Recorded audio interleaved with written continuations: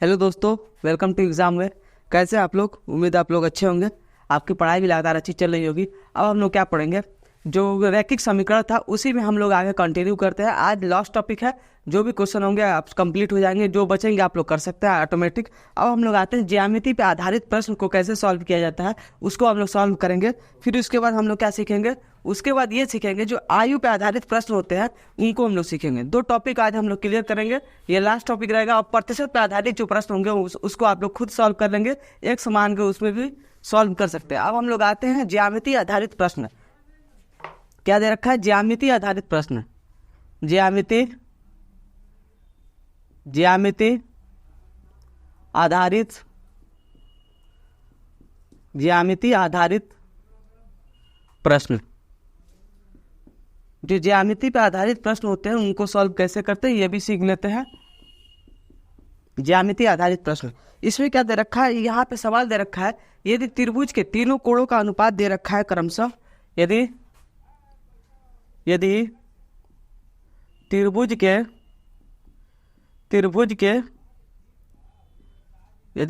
के तीनों कोणों का अनुपात, त्रिभुज के तीनों कोणों का अनुपात, तीनों कोणों का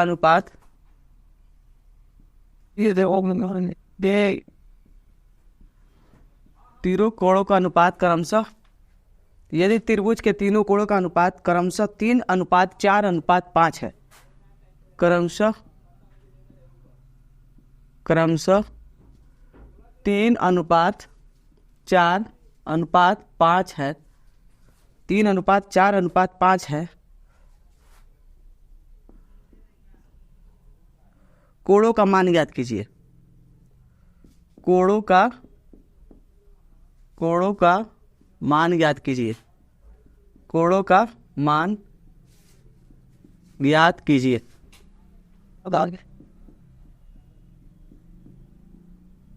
यहाँ पे क्या दे रखा है? देखो यहाँ पे क्या है, अनुपात दे रखा है। जब भी अनुपात दिया रहता है तो हम लोग क्या करते हैं, सबसे पहले आप लोग चाहेंगे तो अनुपात को सबसे पहले हटाएंगे, नहीं तो बिना अनुपात हटाए भी हम लोग डायरेक्ट क्वेश्चन को कर सकते हैं। अब हम लोग क्या करेंगे, यहाँ पे दे रखा है त्रिभुज के बारे में।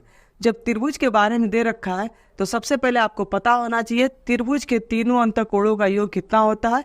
और उसके बाद अनुपात को हटाएंगे तो हटा सकते हैं। अगर ये ऑब्जेक्टिव क्वेश्चन है तो अनुपात को नहीं हटाना है। अगर ऑब्जेक्टिव क्वेश्चन नहीं है तो क्या करेंगे आप लोग? अनुपात को हटाएंगे। अब हम लोग आते हैं क्या, मान लेते हैं अगर ये ऑब्जेक्टिव क्वेश्चन है तो सबसे पहले त्रिभुज के तीनों कोणों का योग कितना है? त्रिभुज के तीनों कोणों का मान जो होता है, त्रिभुज के तीनों कोणों का योग होता है 180 डिग्री। त्रिभुज के तीनों कोणों का योग कितना होता है? त्रिभुज के तीनों कोणों का योग, त्रिभुज के तीनों कोणों का योग, तीनों कोणों का योग 180 डिग्री होता है। कितना होता है? 180 डिग्री। त्रिभुज के तीनों कोणों का योग कितना है? 180 डिग्री। यहाँ आपको दे रखा है कोणों का अनुपात दे रखा है 3:4:5 ये दे रखा है। जो अगर आपके एक नंबर का सवाल हो, ऑब्जेक्टिव क्वेश्चन हो, तो डायरेक्ट क्या करेंगे, 5 या 4 9 9 3 कितना हो गया आपका? 12 अनुपात बराबर कितना हो गया आपका? 180 डिग्री। तो एक अनुपात बराबर कितना हो जाएगा? एक अनुपात बराबर 15 डिग्री। एक अनुपात बराबर कितना हो गया? 15 डिग्री हो गया। जब तीनों कोणों का मान कैसे निकालेंगे?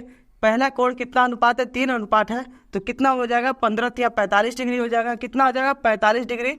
और दूसरा कितना है? 4 अनुपात है, तो 15 चौके 60 हो जाएगा, 60 डिग्री हो जाएगा। फिर तीसरा कितना दे रखा है? 5 अनुपात दे रखा है, तो 15 5 75। ये सारे कोण क्या है? डायरेक्ट निकल गए। सारे कोण क्या है? डायरेक्ट निकल गए। यहाँ से क्या देखो, तीनों कोणों का योग कितना होता है? तीनों कोणों का योग जो होता है 180 डिग्री होता है। जब आपको तीनों कोणों का योग 180 पता चल गया तो ये अनुपात जो दे रखा है 3:4:5 दे रखा है, इसका योग कितना हो जाएगा? डायरेक्ट 12 अनुपात करेंगे। 12 अनुपात किसके बराबर हो जाएगा? 180 डिग्री के बराबर हो जाएगा। ये 1 डिग्री, एक अनुपात का मान कितना आ जाएगा? 15 डिग्री आ जाएगा। फिर उसके बाद क्या, जब एक अनुपात का मान हमें पता चल गया तो यहाँ से 3:4:5 अनुपात का मान डायरेक्ट हम लोग निकाल सकते हैं। समझ में आ गया होगा आप लोग?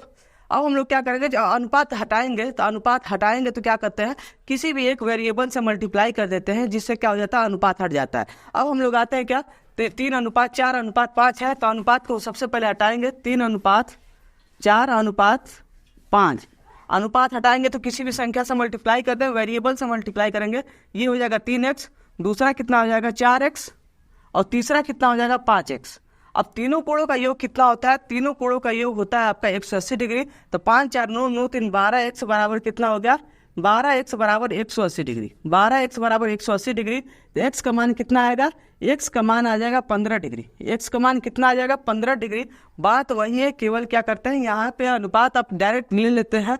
यहाँ पे क्या है, कोई एक संख्या मान लेते हैं और उसको आप लोग निकालते हैं, फिर उसके बाद मल्टीप्लाई करते हैं। अब तीनों कोण हमें निकालना है। तो पहला कितना है? 3x है, दूसरा कितना है? 4x है, तीसरा कितना है? 5x है। तो तीनों कोणों का मान कितना आ जाएगा? 15 3 45 डिग्री, 15 4 60 डिग्री, 15 5 75 डिग्री। तीनों कोणों का मान हमें पता चल गया, 45 डिग्री, 60 डिग्री, 75 डिग्री। अगर यहाँ पे बोल दिया जाए सवाल में कोणों का मान ज्ञात कीजिए, यहाँ तक ठीक है। अगर आपसे कहा जाए कि तीनों कोणों का औसत बताइए, या पहले सबसे बड़े और सबसे छोटे कोण का अंतर बताइए, या ये भी हो सकता है सबसे बड़े और सबसे छोटे कोणों का अंतर बताइए, तो क्या हो जाएगा? यहाँ से सबसे पहला आपका प्राथमिकता ये होना चाहिए, हमें कोण निकालने आना चाहिए। अगर यहाँ पे सवाल में एक स्टेप बढ़ाया जाए, सबसे बड़े और सबसे छोटे कोण का अंतर क्या है, तो यहाँ पे क्या है? 75 डिग्री, यहाँ 45 डिग्री, अंतर यहाँ से निकालेंगे। यहाँ पे अगर पूछा जाएगा सबसे छोटे कोण का मान, तो यहाँ भी कोण का मान निकाल सकते हैं। अगर यहाँ से पूछा जाए कि सब तीनों कोणों का औसत क्या है, तीनों कोणों का औसत क्या है, तो सबसे पहले इसको करेंगे 5 4 9 9 3 12x है और 3 कोण है, तो मतलब क्या है? 3 से डिवाइड करेंगे, औसत निकालेंगे तो एवरेज क्या हो जाएगा? 12x बटा में 3 कितना हो जाएगा? 4x। यहाँ से क्या करेंगे? तीनों ये संख्याओं को जोड़ के औसत नहीं निकालेंगे। 12x हो गया, 4x हो गया, यहाँ से x का मान कितना है? x का मान 3 है, तो यहाँ से क्या करें? x का मान 15, 15 4 60 डिग्री, ये कितना हो गया? एवरेज आपका 60 डिग्री।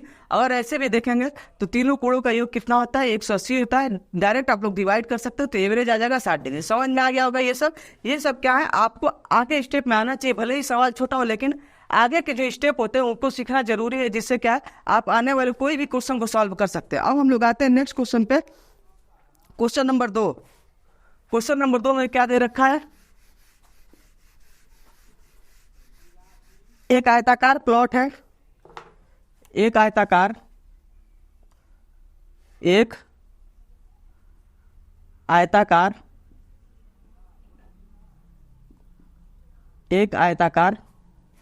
प्लॉट का परिमाप,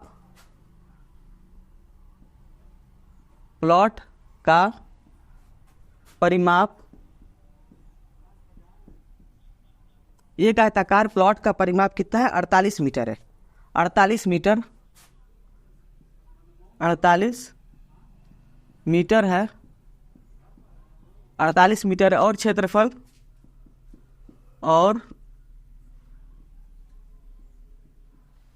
और क्षेत्रफल 108 मीटर स्क्वायर है। और क्षेत्रफल क्या है? 108 मीटर स्क्वायर है। क्षेत्रफल क्या है? 108 मीटर स्क्वायर है। प्लॉट की लंबाई और चौड़ाई याद कीजिए। प्लॉट की लंबाई और चौड़ाई याद कीजिए। प्लॉट की लंबाई और चौड़ाई याद कीजिए। लंबाई और चौड़ाई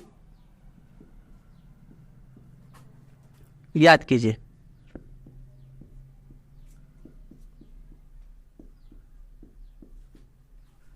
अब क्या करेंगे? इसको सबसे पहले इसका डायग्राम बना लेंगे। डायग्राम में क्या है? आयताकार है।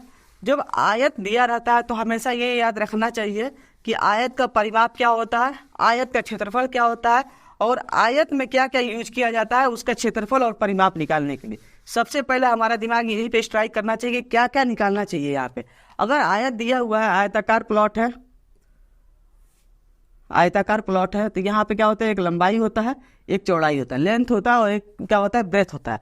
अब यहाँ पे जब परिमाप की बात की जाती है तो परिमाप का डेफिनेशन ये होता है, अगर आप यहाँ से इस पॉइंट से, जैसे यहाँ पे अगर कोई पॉइंट है, यहाँ से स्टार्ट करते हैं, तो यहाँ से स्टार्ट करने पे वहीं पे आके खत्म करते हैं जितनी दूरी, तो वही क्या हो जाती है? आपका परिमाप हो जाती है। यहाँ से गए L, यहाँ से गए क्या पड़ा? B पड़ा, यहाँ से गए फिर L पड़ा, यहाँ से क्या पड़ गए फिर अंत में आए पे क्या पड़ा? B पड़ा। तो यहाँ पे आयत का परिमाप, यहाँ इसका परिमाप क्या होता है? आयत का परिमाप आयत का परिमाप क्या हो जाएगा, आयत का परिमाप क्या होता है 2 times of L plus B, 2 times of L plus B. यहाँ से क्या है, यहाँ से दूरी जो है, यहाँ पे दूरी सेम है, सब दूरी को जोड़ा जाता है तो ये हो जाएगा 2L, ये दूरी B है, ये भी दूरी B है, ये क्या हो जाएगा 2B, यहाँ पे 2 कॉमन ले लेंगे, क्या बचेगा आपका L प्लस बी। अब यहाँ पे जब L प्लस बी हो गया, और फिर दूसरा क्या दे रखा है क्षेत्रफल, तो आयताकार जो आयत का क्षेत्रफल होता है वो क्या होता है लंबाई इंटू चौड़ाई। आयत का क्षेत्रफल क्या होता है, आयत का क्षेत्रफल बराबर क्या होता है, आयत का क्षेत्रफल बराबर होता है लंबाई इंटू चौड़ाई।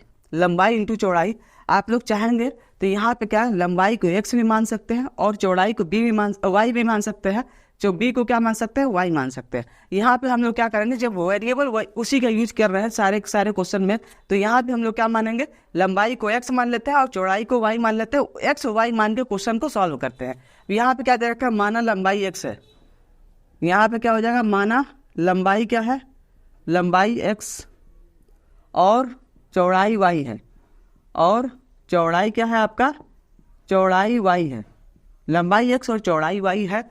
अगर यहाँ पे क्या आयताकार प्लॉट है, इसका परिमाप क्या है 48 मीटर है, तब परिमाप क्या हो जाएगा, परिमाप हो जाएगा आपका होता है 2 times of L plus B. तो ये क्या हो जाएगा 2 इंटू क्या हो जाएगा x प्लस वाई बराबर कितना है 48 है, बराबर 48 है। 2 से इसको डिवाइड करेंगे तो कितनी बार में जाएगा, ये आपका जाएगा 24 बार में। x प्लस वाई कितना निकल के आया, x प्लस वाई बराबर कितना है 24 मीटर, x प्लस वाई बराबर कितना है 24 मीटर। ये आपका क्या बन गया समीकरण नंबर 1।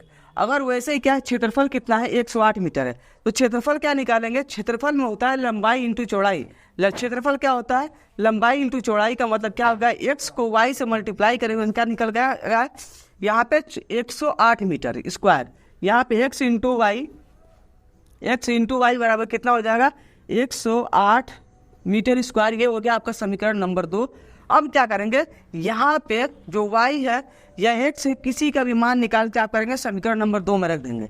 यहाँ पे क्या करेंगे, y का मान, y यहाँ से अगर आप लोग निकालेंगे तो क्या हो जाएगा, y बराबर क्या हो जाएगा, देखना ध्यान से, y बराबर क्या हो जाएगा, x को 24 के साइड पे ले जाएंगे, ये क्या हो जाएगा 24 माइनस एक्स, क्या हो जाएगा 24 माइनस एक्स, वाई बराबर हो गया, y बराबर क्या हो गया 24 माइनस एक्स। तो यहाँ पे x है, इसको x रहने देंगे और y का मान कितना रखेंगे, y का मान रखेंगे 24 माइनस एक्स। यहाँ पे क्या रखेंगे 24 माइनस एक्स बराबर क्या हो गया 108 हो गया। अब यहाँ पे क्या करेंगे, x से मल्टीप्लाई करेंगे तो ये कितना हो जाएगा 24x माइनस एक्स स्क्वायर बराबर 108। अब क्या करेंगे, एक्स स्क्वायर के रूप में ये क्या बनेगा, द्विघात समीकरण बनेगा। क्या बनेगा, द्विघात समीकरण। तो यहाँ से क्या करेंगे, एक्स स्क्वायर सबको एक साइड में ले जा रहा है, x square minus 24x plus 108 बराबर क्या हो गया 0 हो गया। ये क्या हो गया आपका द्विघात समीकरण बन गया x के रूप में। अब हमें जब द्विघात समीकरण बन गया तो 108 का ऐसा फैक्टर करना है जिसको जोड़ने पे क्या आ जाए 24 आ जाए। 108 का ऐसा फैक्टर करना है जिसको जोड़ने पे क्या आ जाए 24 आ जाए। तो 108 यहाँ पे कर दिए। 108 किसका आधा होता है, 54 का आधा होता है। ये 54 इंटू 2 हो गया। यहाँ पे क्या लिखेंगे 27 इंटू 2। 54 को क्या लिख सकते हैं 27 इंटू 2। 2 जैसे है वैसे रहने देंगे यहाँ पे। अब 27 को क्या लिखेंगे 9 3 27, 9 इंटू 3 इंटू 2 इंटू 2, ये हो गया। आपको 24 बनाना है, तो जब 24 बनाना है तो यहाँ पे क्या करेंगे, यहाँ पे 18, ये हो जाएगा आपका 6 चौके 3 दूना के 6, 18 और 6 हो गया। क्या हो गया यहाँ पे 9 दूना 18 और 3 दूना के 6, मतलब क्या हो गया ऐसा फैक्टर बन गया जिसको जोड़ने पे क्या हो जा रहा है 24 हो जा रहा है, 18 और 6। यहाँ से क्या हो गया x square minus 18 plus 6 into x plus 108 बराबर क्या हो गया 0 हो गया। अब जब 108 बराबर 0 हो गया तो ये इसका फैक्टर कैसे निकालेंगे, यहाँ से मल्टीप्लाई करेंगे तो ये इसका वैल्यू निकल के आएगा x square minus 18x minus 6x plus 108 बराबर क्या हो गया 0 हो गया। प्लस 108 बराबर क्या हो गया 0 हो गया। यहाँ से क्या करेंगे x कॉमन लेंगे, x माइनस 118, x माइनस 18, यहाँ से 6 कॉमन लेंगे तो ये क्या हो जाएगा x माइनस 18। दोनों में क्या होता है x माइनस 18 जो होता है वो कॉमन हो जाएगा, x माइनस 18 कॉमन ले लेंगे। यहाँ पे क्या बच जाएगा x माइनस 6 बराबर 0। एक वैल्यू क्या हो गया, x बराबर 18 और एक वैल्यू क्या हो गया 6। 18 और 6 जो वैल्यू आया तो क्या करेंगे, अगले स्टेप में x का मान समीकरण नंबर y में रख देंगे तो यहाँ पे क्या आ जाएगा, y का मान निकल जाएगा और आपके यहाँ से क्या निकल के आएगा, लंबाई और चौड़ाई निकल के आएगा। समझ में आ गया होगा ये सब चीज़ें क्या है। यहाँ पे क्या है, सबसे पहले हमने क्या माना है, लंबाई और चौड़ाई को x मान लिया है और चौड़ाई को क्या माना, y मान लिया है। और यहाँ से क्या जो फॉर्मूला था यहाँ पे ऊपर, उस फॉर्मूले को क्या किया, यूज किया। इन फॉर्मूलों को क्या किया, यूज किया है। ये यूज करने के बाद जो भी सॉल्व करने के तरीके थे, इससे पहले हमने क्या है, काफ़ी सीखा है उन फॉर्मूलों को सॉल्व करने का। अब क्या किया, यहाँ से x y का मान निकल गया, ये आपका क्या हो गया, आयत प्लॉट का जो है लंबाई और चौड़ाई निकल गया। यहाँ से समझ में आ गया होगा।